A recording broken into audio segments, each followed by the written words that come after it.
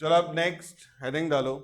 और इसमें जो फिलहाल मैं हेडिंग ले रहा हूं वो ले रहा हूं types of events. Types of events. Types of event. Number 1, इसमें लिखो इम्पॉसिबल इवेंट। इम्पॉसिबल इवेंट लिखा। अब लिखो if for any event E, if for any event E we have e equal to 5, यानी कि null set e equal to 5। 5 का मतलब जिसमें कोई भी एलिमेंट नहीं है। Then event e, then event E is called impossible event, is called impossible event। लिखा। तो अगर कोई इवेंट ऐसा है जिसमें एक भी एलिमेंट नहीं है तो उसको क्या बोलेंगे? Impossible event. Number 2, sure event. Sure event लिखा। अब इसमें लिखें if for any event E, if for any event E we have E equal to S। S मतलब सैंपल स्पेस। इवेंट स्पेस किसके इक्वल हो जाए? पूरे के पूरे सैंपल स्पेस के इक्वल। तो E is equal to S, then E is called, then E is called sure event. तो ये तो हो गया हमारे पास श्योर इवेंट। तो अगर इवेंट ई किसके इक्वल है? सैंपल स्पेस के इक्वल है, तो फिर हम इवेंट को क्या बोल रहे हैं? Sure event. अच्छा, अब इसमें एक काम और करेंगे। इधर कोई आपके पास स्पेस है, एक लाइन का भी स्पेस रहेगा, या फिर ऐसा लिख सकते हैं here P E is equal to 0। P E is equal to 0, यानी कि इम्पॉसिबल इवेंट का प्रोबेबिलिटी क्या होगा? 0, क्योंकि वो इवेंट होने वाला नहीं है। वहां क्या लिख के? सेम श्योर इवेंट के लिखना here P E is equal to 1, यानी कि अगर इवेंट श्योर है तो प्रोबेबिलिटी क्या होगा? 1, क्योंकि डेफिनेशन क्या बोलता है? N E upon N S, और ई किसके इक्वल है? एस के इक्वल। तो दोनों तरफ एन एस हो जाएगा, ऊपर और नीचे दोनों तरफ, तो कैंसिल होके 1, तो पीई इज इक्वल टू 1। अब next number 3, complementary event. Complementary event. अब ऐसा लिखो if E and E dash, if E and E dash are two events, are two events, are such that, are such that E union E dash is equal to S. E union E dash is equal to S. Then these events are called, then these events are called complementary events. Complementary events लिखा। इसके नीचे भी लिखो here P E plus P E dash is equal to 1। यानी probability of E plus probability of E dash is equal to 1, और E dash का मतलब है not of E, यानी probability for event E plus probability of not of event E is equal to 1। याद है कल हमने इसी फॉर्मेट को P plus Q में नोट किया था कि P plus Q is equal to 1। तो ये हमेशा याद रखना कि PE plus PE dash is always equal to 1। Next number 4,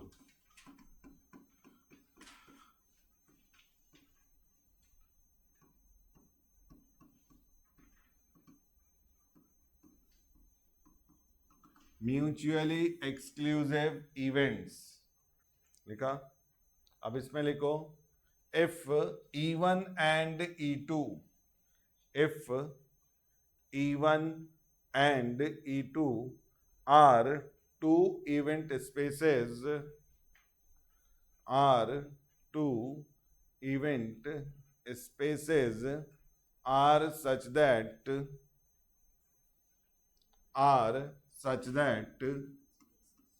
E1 intersection E2 is equal to 5।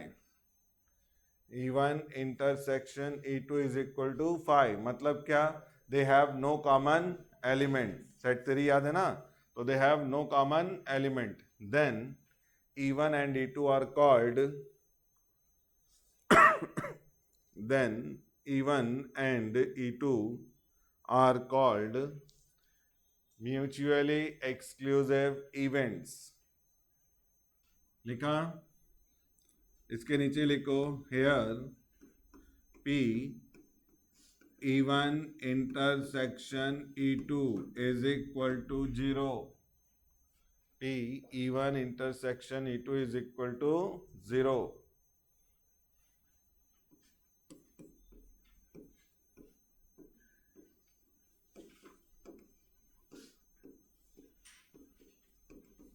exhaustive events, exhaustive events, exhaustive events क्या हेडिंग नोट। अब इसमें लिखें if E1 and E2, if E1 and E2 are two event spaces, are two event spaces are such that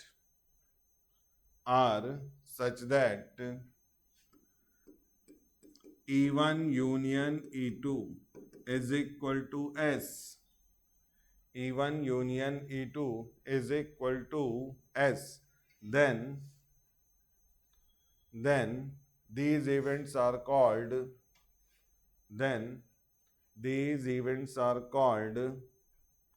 exhaustive events। Then these events are called exhaustive events। Here probability of E1 union E2 is equal to 1। हो गया लिख के। 6 equally likely events, equally likely events। अब इसमें लिखो if E1 and E2 are two events, if E1 and E2 are two events are such that probability of E1 is equal to probability of E2, probability of E1 equal to probability of E2, then these events are called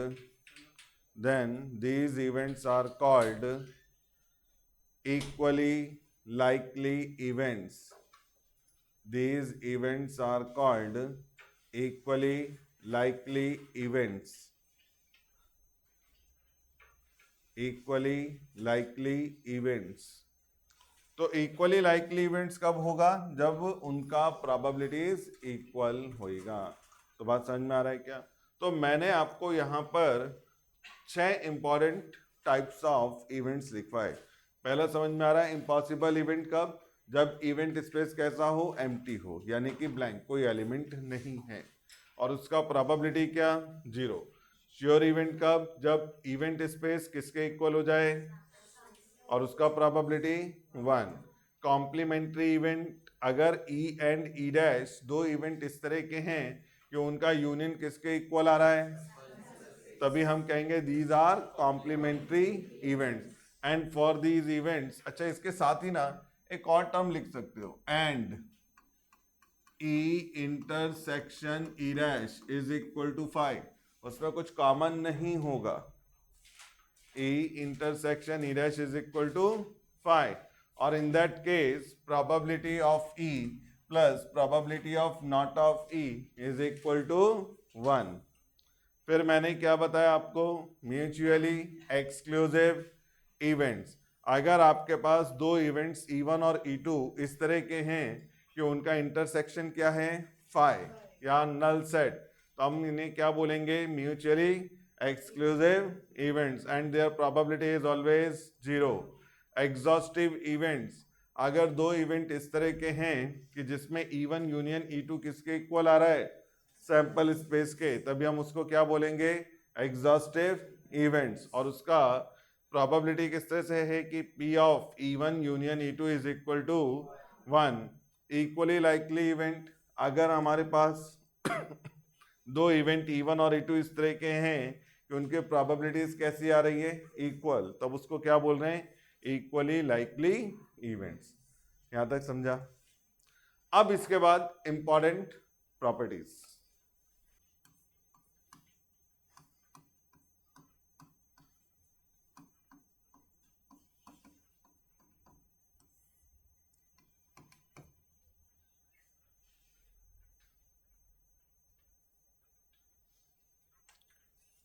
अब पहला important property, ये मैं कल भी लिखवा चुका हूं, E is a subset of sample space।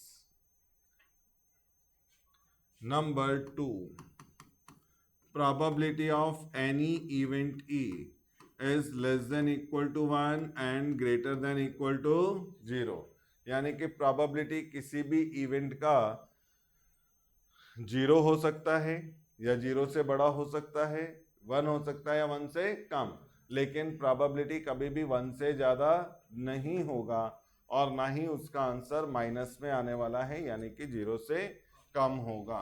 Next, number 3, probability of E plus probability of E bar, जिसे हमने E डैश लिखा है, is equal to 1। That is probability for occurrence plus probability of non occurrence equal to 1। तो probability of occurrence plus probability of non occurrence is always equal to 1। और कल मैंने odds in favor odds against ये दो चीजें वहां पे note करा दी थी, तो उसको हम लोग यहाँ पे डिस्कस नहीं कर रहे। बाकी चीजें मैंने उधर भी नोट की जो अभी मैंने टाइप्स ऑफ इवेंट में लिखा था। हो गया? तो जैसा मैंने कल कहा था कि मैं इसमें एग्जांपल्स डिस्कस करूंगा, तो अब मैं एग्जांपल्स ले रहा हूं। आप लोग जो सॉल्यूशन मैं लिखूंगा, अगर लगता है कि नोट करना तो नोट करना, नहीं तो फिर बाद में अपने आप जरूर नोटबुक पे लिख लेना, बुक से ही, ठीक है ना? अब पहला example, a coin is toss 3 times, what is the probability of getting 2 heads और एटलीस्ट 2 हेड्स? हमने वैसे तो कल डिस्कस किया था। अब जरा एक बार वापस ध्यान दो, अगर हमने कॉइन को 3 बार टॉस किया है तो सैंपल स्पेस सबको मालूम है, H H H H H T H T H, THH, HTT, THT, TTH, and all are T. So therefore number of element in sample space is equal to 8. Part number 1, two heads, तो event अगर E1 से represented हो तो वो cases जिसमें दो head आ रहे हैं HHT, HTH, THH, तो कितने केसेस मिले हमको? n of E1 is equal to 3. तो therefore probability of event E1 is equal to n of E1 upon, तो आंसर इज 3/8. तो पहला पार्ट. अब दूसरा पार्ट. अब अगर हम सेकंड पार्ट के लिए जाएं, एटलीस्ट टू हेड अगर इस इवेंट को E2 से मार्क करें तो कम से कम दो H, H, T, H, T, H, T, H, H, ये दो वाले हो गए. तीन भी तो हो सकता है ना, जब उसने कम से कम कहा है. तो हेड हेड हेड, तो कितने केसेस आ गए? 4. तो therefore n of E2 is equal to 4. तो therefore probability of E2 क्या लिखेंगे? n of E2 upon 4/8, 1/2. तो ये फर्स्ट एग्जांपल हमारे पास इस तरह से कंप्लीट होना था.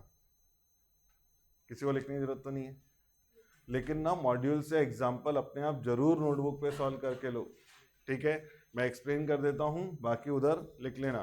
जब मैं बोलूँगा कुछ अलग से सॉल्यूशन आएगा तब आप नोट कर लेना चाहे तो ये तो था हमारे पास फर्स्ट एग्जांपल.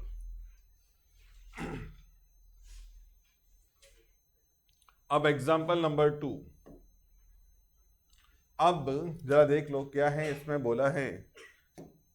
हमको बोला गया यहाँ पे A dice is rolled twice. हमने डाइस को कितनी बार रोल किया है? 2 times. What is the probability of getting difference of, यानी जो दो नंबर्स आएंगे उनका डिफरेंस क्या होना चाहिए? 2 होना चाहिए. अब जरा यहां पर देखें तो हेयर सैंपल स्पेस आप सबको मालूम है 1 1 1 2, और डायरेक्टली मैं लिख रहा हूं 6 6, और टोटल कितने केसेस बनते हैं? तो number of element in sample space is equal to 36. Event space, दो पॉइंट्स का डिफरेंस होना चाहिए. 1 3 2 4, बोलो 3 5 4 6 6 8. नहीं नहीं, डाइस है ना. अच्छा, याद आ गया हमको, डाइस है. 3 1 4 2 5 3 6 4. क्या और कोई केसेस हो सकता है? पक्का ना? देख लो आप लोग, यही केसेस हो सकते हैं जहां डिफरेंस कितना आना चाहिए? 2. तो कितने केसेस मिले हमको? 8. n of E is equal to 8. तो therefore probability of E is equal to n of E upon n of S. तो 8/36. 4 2 जा और 4 9 जा, तो आंसर आ जाएगा 2/9. क्लियर है सभी को? तो ये भी नोट करने का जरूरत नहीं है. अब ये हमारे पास जरा देखें,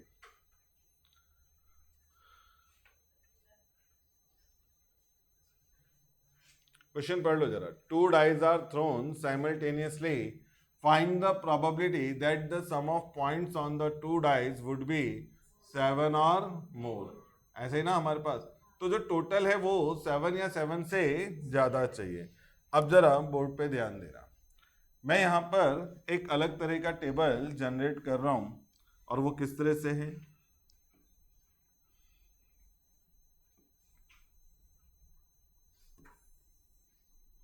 प्लस 1 2 3 4 5 6. ये फर्स्ट डाइस के नंबर लिखे मैंने. 1 2 3 4 5 6. ये मैंने सेकंड डाइस के नंबर लिखे. ये समझ में आ रहा है? 1 और 1 टोटल कितना आ जाएगा? 2. 2 और 1 किसी को डाउट? 1 और 2, 2 और 2, 3 to 4 through 7 8, 4 5 6 7 8 9। अब हमारे पास 5 6 7 8 9 10, 6 7 8 9 10 11, 7 8 9 10 11 12। आप अगर देखें अंदर ये टोटल 36 केसेस है ना? तो here favourable ways is equal to 30, sorry ये मेरी तरफ से एरर है। यहाँ पर क्या लिखेंगे? Total ways. तो टोटल वेज कितना आ गया? 36। एंड फेवरेबल वेज, उसने कहा 7 और मोर। अब जरा ध्यान देना,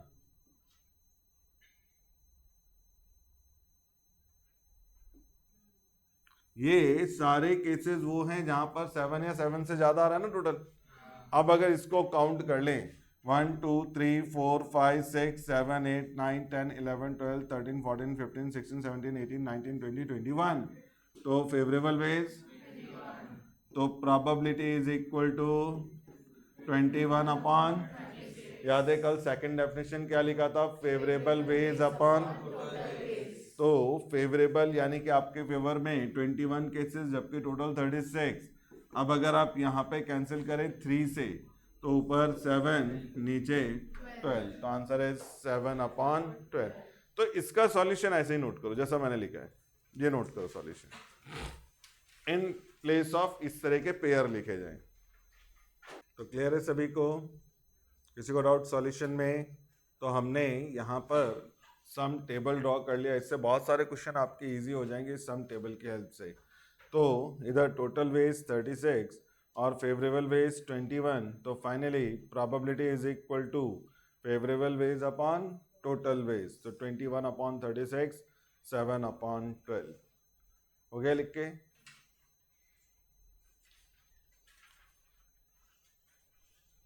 अब आते हैं नेक्स्ट हमारे पास क्वेश्चन नंबर 15.4। अब ये 15.4 हमारे पास जो सम है, अब अगर आप देखें, what is the chance of picking a spade और an ace not of spade from a pack of 52 cards. अब 52 कार्ड्स का पैकेट है, उसमें से क्या चाहिए आपको?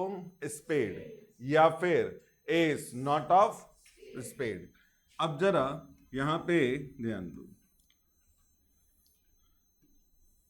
तो प्लेइंग कार्ड का ये सिस्टम है जिसमें आपके पास कार्ड कौन से हैं?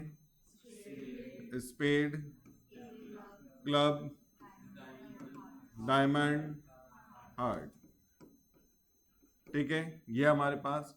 अब अगर आप ध्यान दें तो 1 2 10 ऐसे ही ना, king queen jack, 1 2 10, king queen jack, 1 2 10, king queen jack, 1 2 10, king queen और जैक। यानी कि टोटल अगर आप देखें 13 13 13, ये 52 कार्ड्स होते हैं। Here total ways is equal to 52। Favourable ways जरा ध्यान देना,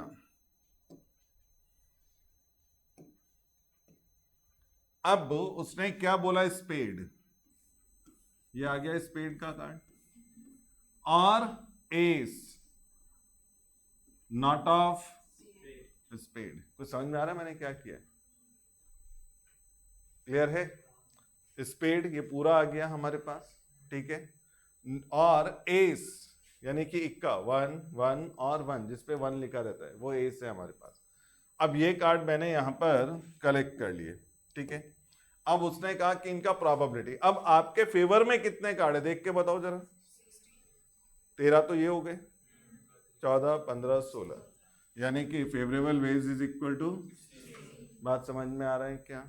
तो therefore probability is equal to favorable ways upon, तो 16 upon 52, 4/13, 4 से कट किया है मैंने। अब इसको उन्होंने पूरा इस तरह से रिप्रेजेंटेशन दिया है जिसका कोई मतलब नहीं है, अपना ऑब्जेक्टिव इधर से इजीली कंप्लीट हो जाएगा। इसका सॉल्यूशन लिखो 15.4 का, जैसा मैंने ड्रॉ किया है वैसे ही लिखो। तो पहला 4 एग्जाम्पल क्लियर है। आप लोग इंडिविजुअल हर क्वेश्चन और हर एग्जाम्पल पे कंसंट्रेट करें। स्टैट्स और खास तौर से जो आपका सीए फाउंडेशन का पेपर है, प्रोबेबिलिटी डिस्ट्रीब्यूशन, काफ़ी सारे सम्स होते हैं। हर क्वेश्चन पे अच्छे से मेहनत कर लो इसमें, तो ये हमारे पास इस तरह से कंप्लीट हो जाएगा। हो गया सबका नोट करके? अब आते हैं नेक्स्ट क्वेश्चन।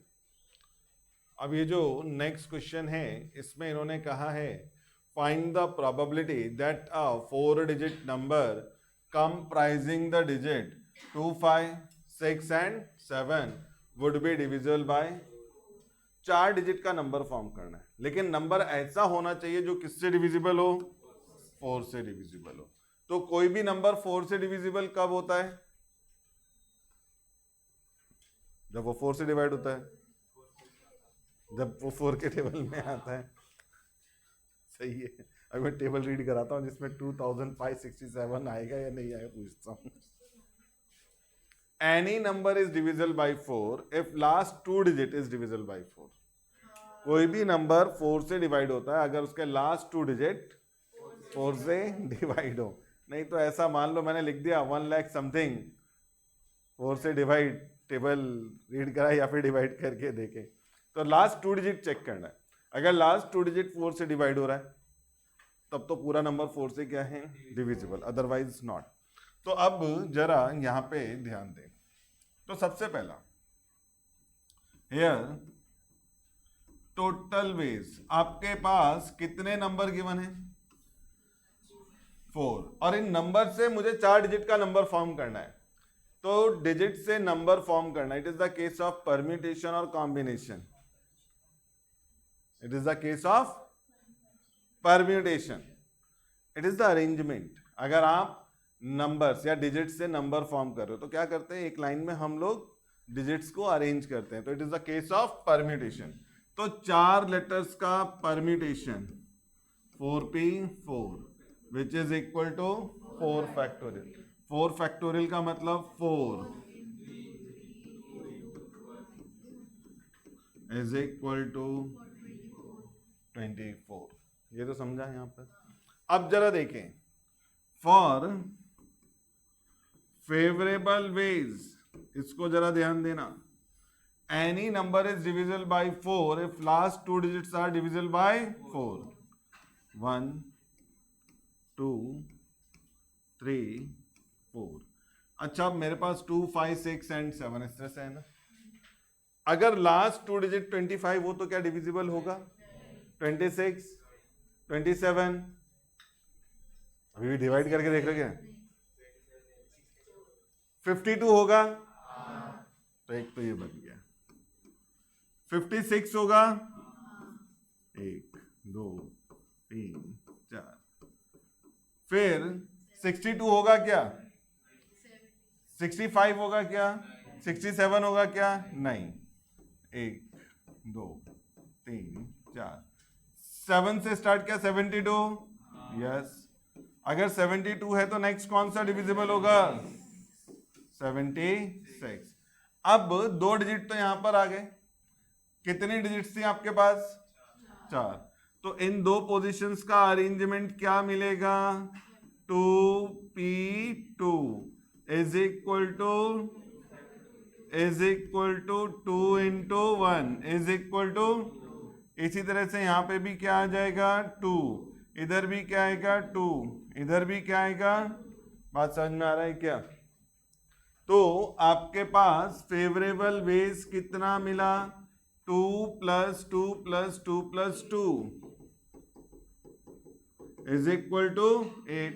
तो therefore probability is equal to favourable ways upon total ways, 8/24। Answer is 1/3। लिख सकते हो क्या ऐसे? समझ में आ रहा है मैंने कैसा रखा प्रेजेंटेशन? तो ये इस तरह से नोट करो जरा। अब आ जाए नेक्स्ट क्वेश्चन। हमारे पास जो प्रॉब्लम है वो इस तरह से है। यहां पे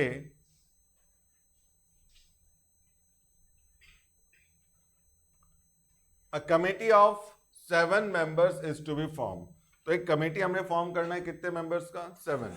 अब committee is the case of combination, यानी कि selection from a group comprising 8 gentleman and 5 ladies.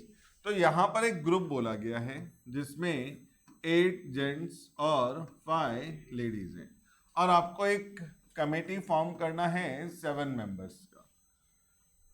What is the probability that the committee would comprise 2 ladies? At least 2 ladies. अब जरा ध्यान दो, सबसे पहला आप लोग जरा ड्रॉ करो इस तरह से, मेरे साथ साथ कंप्लीट करना। एग्जाम्पल नंबर है 15.6।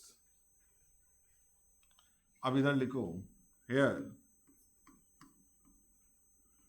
Total ways is equal to 13C7। अबे 13C7 क्यों? यहां पर कितने लोग हैं? तो 13 में से आपको कितने लोगों की कमेटी बनानी है? 7। तो 13C7 नंबर 1।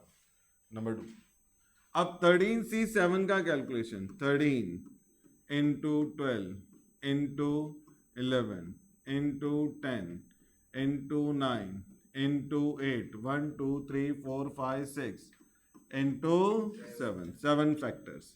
नीचे 7 6 5 4 3 2 1। ऊपर और नीचे दोनों तरफ 7 फैक्टर्स हमने ओपन किए। यहां तक आया।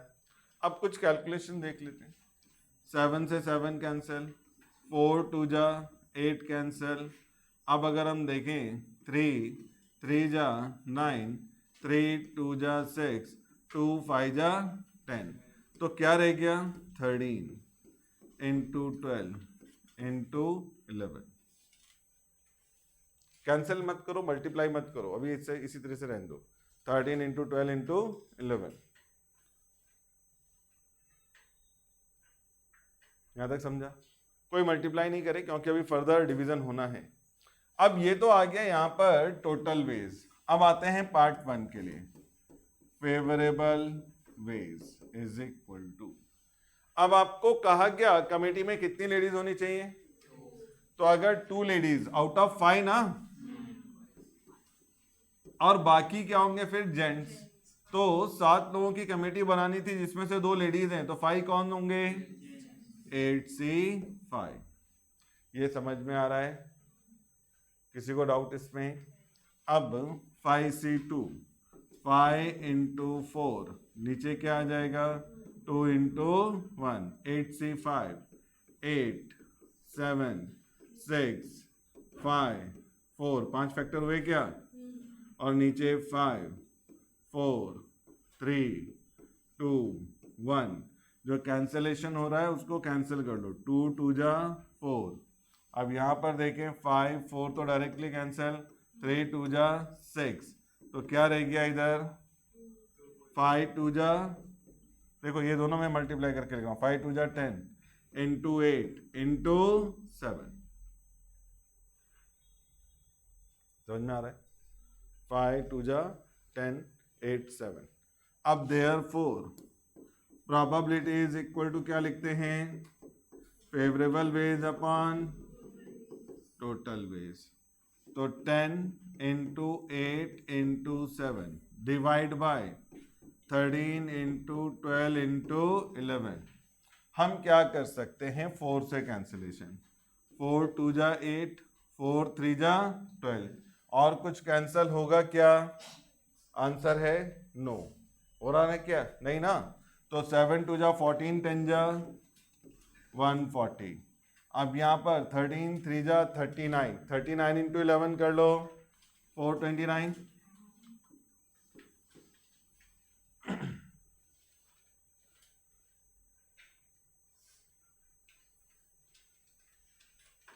तो पहले पार्ट का आंसर समझ में आ रहा है?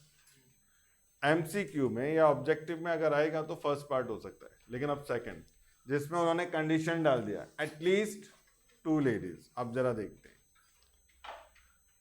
किसी को डाउट यहां तक, ये समझा?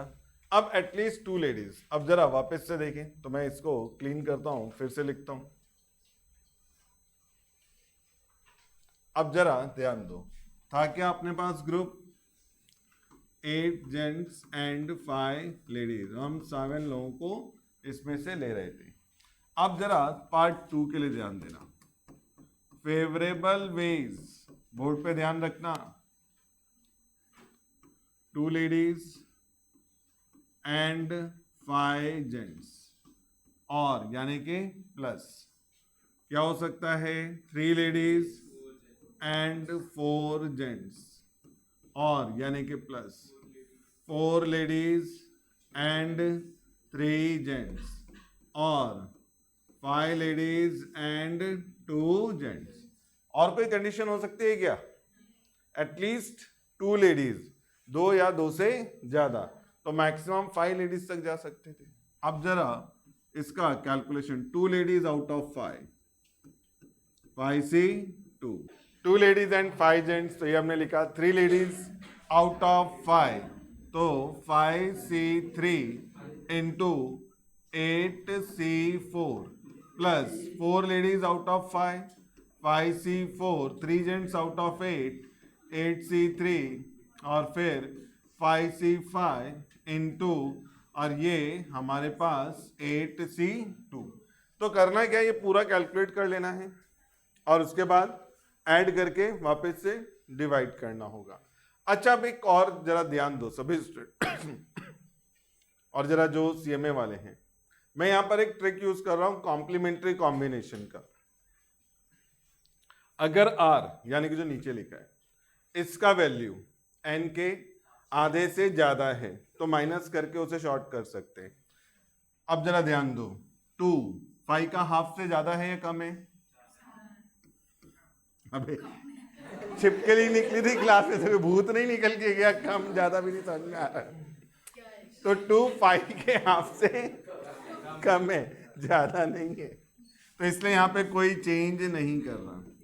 8C5, 5 is more than half of 8, तो यहां पर हम क्या कर सकते हैं, 8C3, मतलब क्या किया, 8C5 is written eight 8C 8 minus 5, यानी कि क्या करा मैंने। अब वापस 3 is more than half of 5 और नॉट, यस, तो माइनस कर लेंगे, तो माइनस करेंगे 5 में से 3 तो क्या रह गया, 5C2। मैं यहां लिखता जाता हूं, 5C3 को मैंने 5C 5 माइनस 3 5C2 लिखा। 8C4, 4 इज हाफ ऑफ 8, तो कोई फर्क नहीं पड़ता माइनस करने से, तो as it is 8C4। 5C4, 4 is more than half of 5 और नॉट, यस, तो 5 में से 4 लेस किया तो 1, तो 5C4, 5C 5 minus 4 5C1 into 8C3, 3 is more than half of 8, नहीं, तो कोई चेंज नहीं। और एक बात हमेशा याद रखना, NCN इज ऑलवेज, तो 5C5 1 और 8C2 को एज इट इज। अभी ये समझ में आ रहा है क्या शॉर्टकट अप्लाई किया, तो ये मैंने साइड में लिखा है।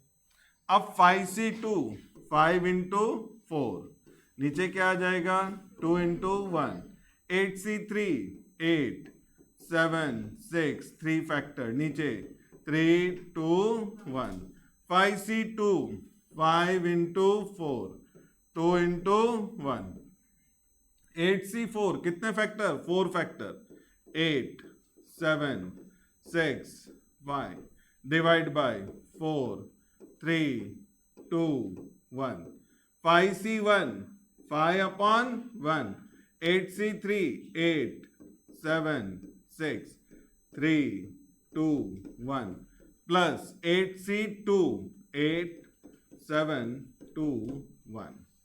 अब मैं कैंसिल नहीं कर रहा हूं, डायरेक्ट नंबर लिखूंगा वरना बहुत ज्यादा खिचड़ी दिखाई देगी। इसका वैल्यू आ जाएगा 10, यह आ जाएगा 56, यहां पर आ जाएगा 10 इंटू 4 2 जा 8, 3 2 जा 6, ये आ जाएगा 70, फिर ये 5 इंटू, और यहाँ पर 56 और यहाँ पर 28, तो क्या मिला 560 प्लस 700, 5 5 जा 25, 280 और प्लस 28, ऐड करो जरा इसको,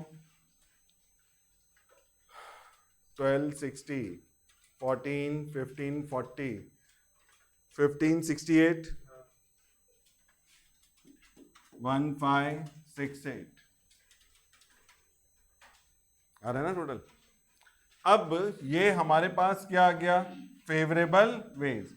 नाउ अब आपको मालूम है प्रोबेबिलिटी क्या लिखते हैं, favourable ways upon total ways. तो 1568 डिवाइड बाय, मुझे ज़्यादा याद है 13 12 और 11 ऐसे ही था ना, तो 4 से तो कट हो जाएगा, 4 3 जा, और 4 से कट करेंगे, 4 3 जा 12, 4 9 जा 36 और 4 2 जा 8। अब ये कुछ और कैंसिल होगा क्या, मुझे नहीं लगता, तो इसका मतलब 3 2 12 नहीं होगा, 392 और यहाँ पर 429।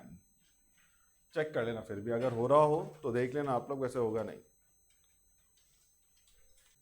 तो जैसा मैंने कहा इसका सेकंड पार्ट ऑब्जेक्टिव के पॉइंट ऑफ व्यू से मुश्किल है, इम्पॉसिबल है कि ऑब्जेक्टिव के पॉइंट ऑफ व्यू से आए, बट जो फर्स्ट पार्ट था वो इंपॉर्टेंट था, वो शॉर्ट है क्वेश्चन और पूछा जा सकता है, तो उसको आपने ठीक से कर लेना है। हाँ ठीक है, आंसर देखो 392 लिखा था ना हमने, 392 अपॉन 429, तो वही आ रहा है। अब इसके बाद next 15.7,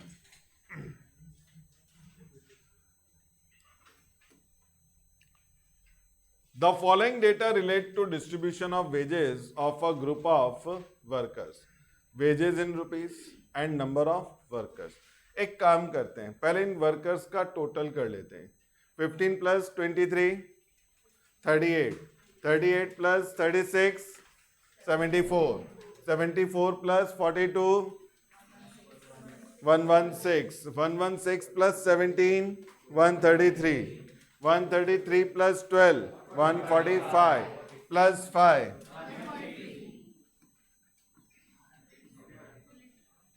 150। If a worker is selected at random from the entire group of workers, what is the probability that his wage would be less than rupees 50? तो probability is equal to, अब 50 से नीचे तो है ही नहीं कोई भी, तो कितने वर्कर, कोई भी नहीं, यानी कि हमारे पास प्रोबेबिलिटी 0। बात समझ में आ रहा है। अब his ways would be less than rupees 80, 80 से लेस ये है ना, तो probability 15 plus plus divide by 150, total 150 है ना अपने पास, बात समझ में आ रहा है, अच्छा समय।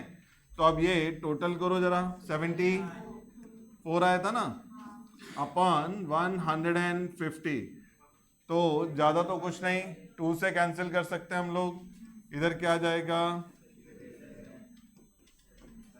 तो आंसर है 37 अपॉन 75।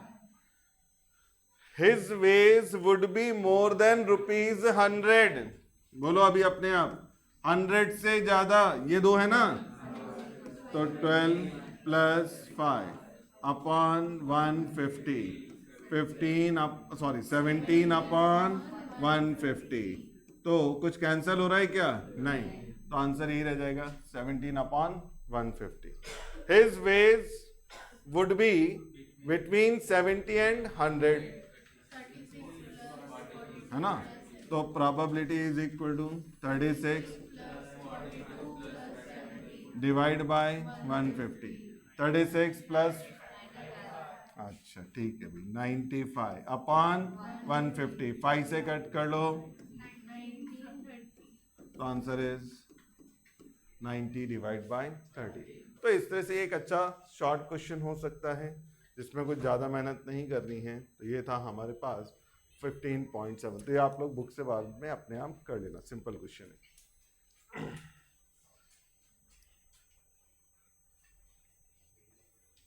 अब इसमें जो टर्म आई हैं वो मैं ऑलरेडी आपको लिखवा चुका हूं, तो हम डायरेक्टली सॉल्यूशन के लिए जाएंगे। और पहला ही अच्छा सम इसमें या example 15.8, 3 events A, B and C are mutually exclusive, exhaustive and equally likely. What is the probability of the complementary event of A? अब जरा ध्यान देना, ये तीनों चीजें लिखवाएंगे, mutually exclusive, exhaustive and equally likely. अब यहां पे देखें तो अब इधर होगा क्या, here probability of A union B union C is equal to, by the definition of exhaustive, आप देखो मैंने exhaustive event के लिए क्या लिखवाया था, if E1 and E2 are two exhaustive events, है ना, तो then probability लिखवाया था P E1 union E2 is equal to 1। अब यहां पे तीन सेट है A, B और C, तो probability भी इन तीन के अकॉर्डिंगली ओपन होगा, जरा बोर्ड पे ध्यान रखना। तो therefore probability of A plus probability of B plus probability of C minus probability of A intersection B minus probability of A intersection C minus, और यहाँ पर चलो minus probability of B intersection C plus probability of is equal to 1।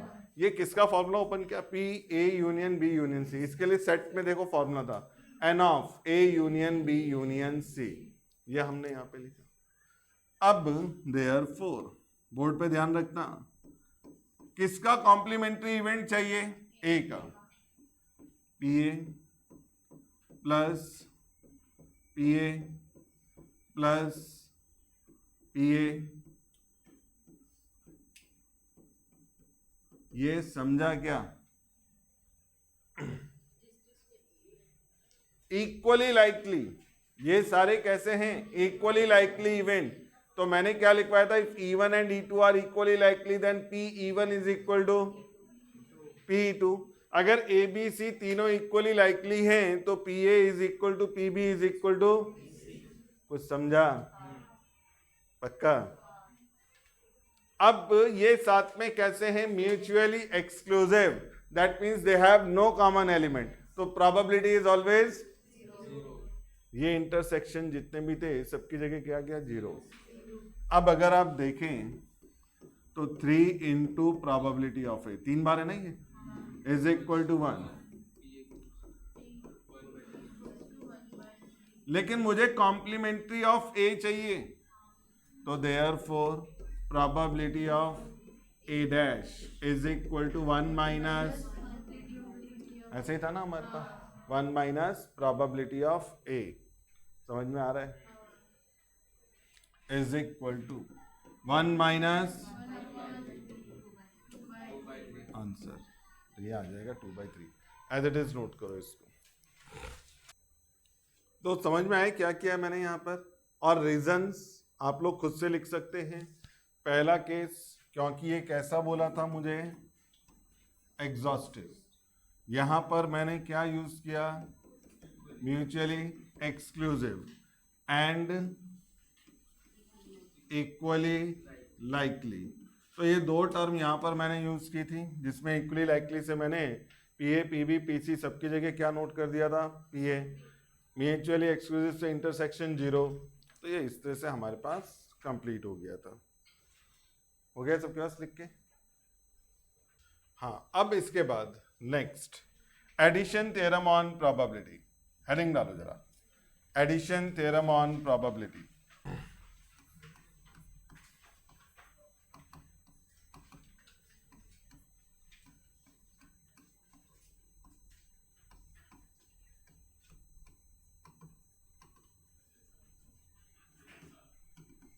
Addition theorem on probability,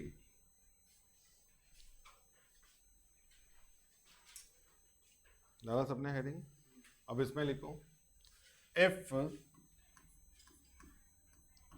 A and B are two event spaces for a sample space S, then probability of occurrence of at least one of them, bracket में लिखना either event A or event B is given as probability of A union B is equal to probability of A plus probability of B minus probability of A intersection B. Probability of A union B is equal to probability of A plus probability of B minus probability of A intersection B, which is called addition theorem of या on probability.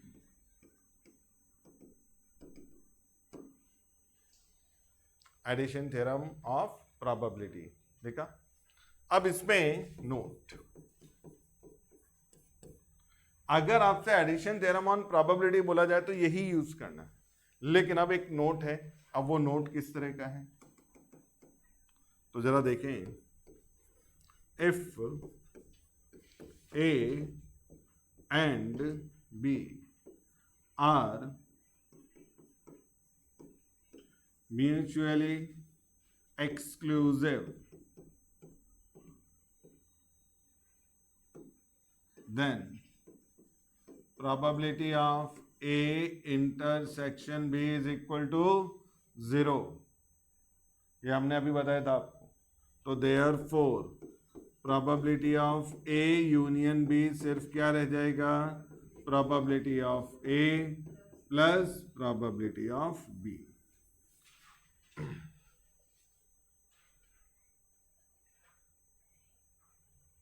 ठीक है. तो addition theorem क्या कह रहा है आपको, probability of A union B.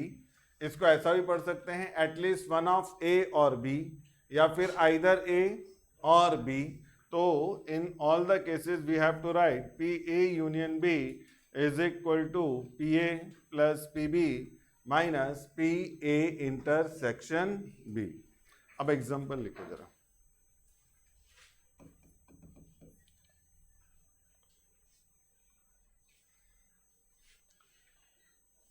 If we toss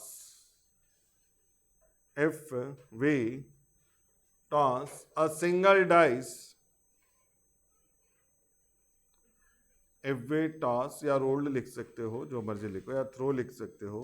If we toss a single dice, then find the probability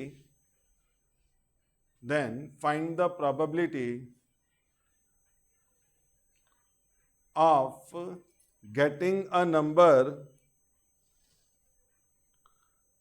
multiple of 2 or 3, multiple of getting a number multiple of 2 or 3. लिख लिया सबने. अब इसका क्या चाहिए हमको, सॉल्यूशन चाहिए. मैं एडिशन थ्योरम को यूज करके बता रहा हूं, ठीक है ना. अब एक काम करो, ऐसा लिखो, hair S sample space 1 2 3 4 5 6, number of element in sample space is equal to 6. Let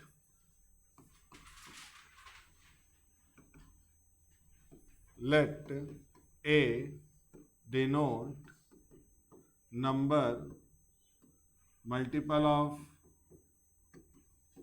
2 and B denote number multiple of 3. Therefore A is equal to, जरा बोलो, 2, 4, 6. तो therefore n of A is equal to 3. Therefore probability of A, n of A upon n of S, 3 upon 6. B, अभी क्या बोला, multiple of 3, तो क्या आएगा 3 और 6, तो n of B is equal to 2. तो therefore probability of B 2 upon 6. यहां तक लिखा। क्या दोनों में कोई कॉमन है? 6। तो यहां पर A intersection B is equal to क्या मिला? 6। तो therefore n of A intersection B is equal to 1.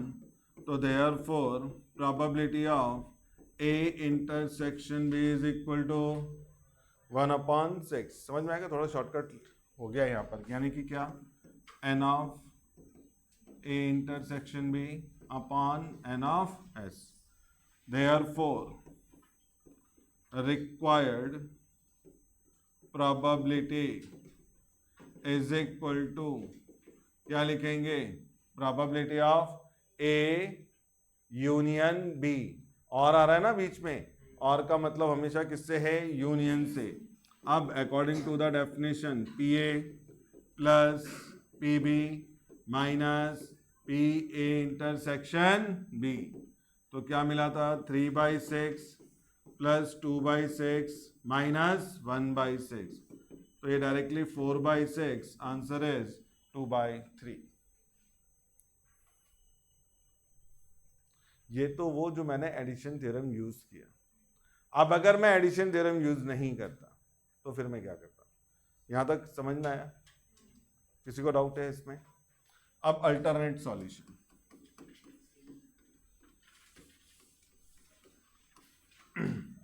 n of s, ये तो सबको समझ में आ रहा है। n ऑफ s क्या था? 6।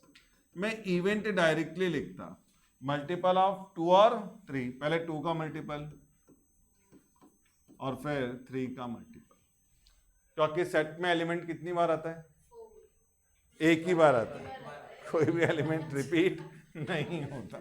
तो therefore n of E is equal to 4, therefore PE is equal to n of E upon, तो आंसर क्या मिल जाता अपने को? 2/3। तो सेम ही आ रहा है ना। तो इतनी सारी कहानी लिखने से अच्छा है उधर ही कंप्लीट किया जाए। तो जब क्वेश्चन आएगा तो डिपेंड करेगा कि हम किस कंडीशन को अप्लाई कर रहे हैं।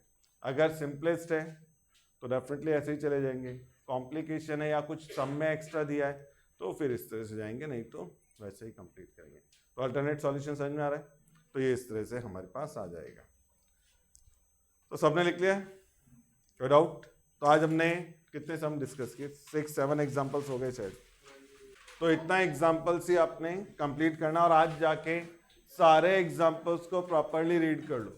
देखो टाइम सिर्फ एग्जाम्पल्स में जाएगा, एक्सरसाइज के क्वेश्चन बिल्कुल शॉर्ट क्वेश्चन है और हो सकता है मैं आपको डायरेक्टली होमवर्क बोल दूं और वो सारे ही कंप्लीट करके आ जाओ।